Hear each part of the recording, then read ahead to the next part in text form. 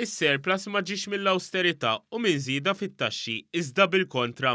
Dan qalu l-kandidat Laburista għall-Parlament Ewropew James Grech fejn fakkar kif l-aħħar ċifri ppubblikati mill-Eurostat u rew kif fl-2018 pajjiżna reġa' kiseb surplus għal ukoll id-dejn tal-gvern ukoll baqa' nieżel u fl-aħħar tal-2018 kien ta' 46% tal-prodott domestiku gross. Il-kandidat għall-elezzjonijiet Ewropej spjega li s-surplus f'termini sempliċi huwa d-differenza bejn it-dħul kollu tal-gvern u n-nefqa tiegħu. It-dħul jinkludi t-taxxi bħall-income tax, VAT, sigurtà soċjali, il-fondi Ewropej.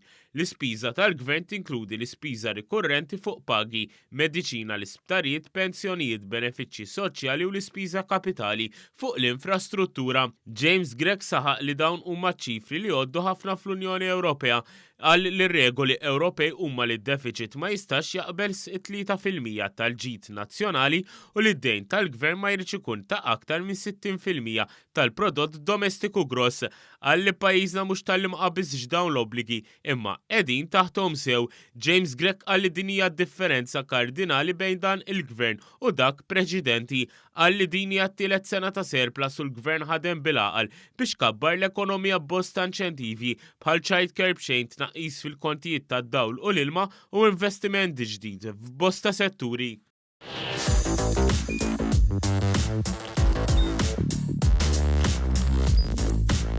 Idħol fuq one.com.mt u hemmhekk tista' tara l-programmi kollha li jxandru fuq One permezz ta' One Play.